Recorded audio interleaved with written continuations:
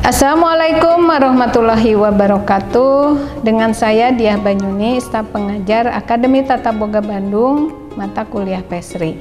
Kali ini saya mau membandingkan sponge cake yang dibuat dengan berbagai macam metode.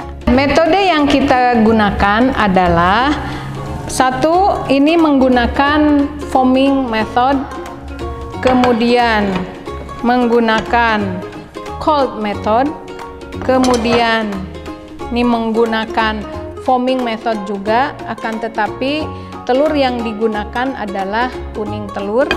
Kemudian ini menggunakan all in method dengan cake emulsifier di dalamnya, dan ini menggunakan angel food method. Nah, kita lihat perbandingan antara kelima sponge cake ini. Pertama adalah foaming method. Untuk foaming method ini, kalau kita mengocoknya dengan baik, volumenya juga akan bagus ya. Akan tetapi teksturnya dibandingkan dengan metode lainnya ini agak sedikit kasar. Begitu.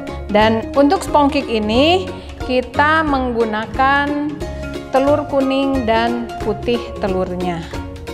Kemudian selanjutnya metode cold method.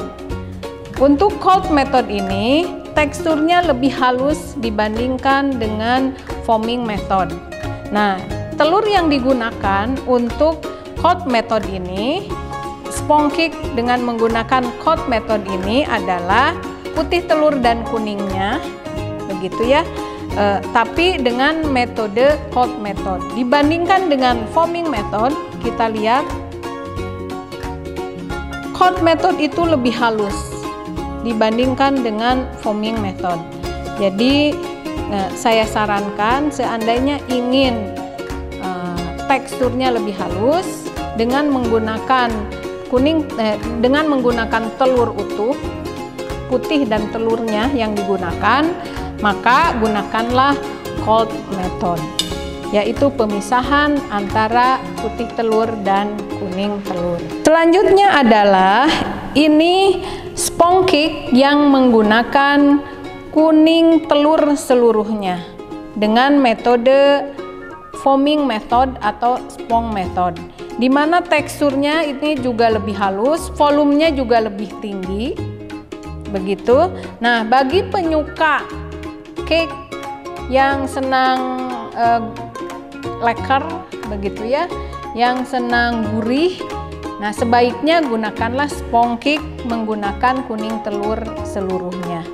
Akan tetapi bagi mereka yang tidak boleh memakan kuning telur, sebaiknya menggunakan angel food method. Ini adalah cake dengan menggunakan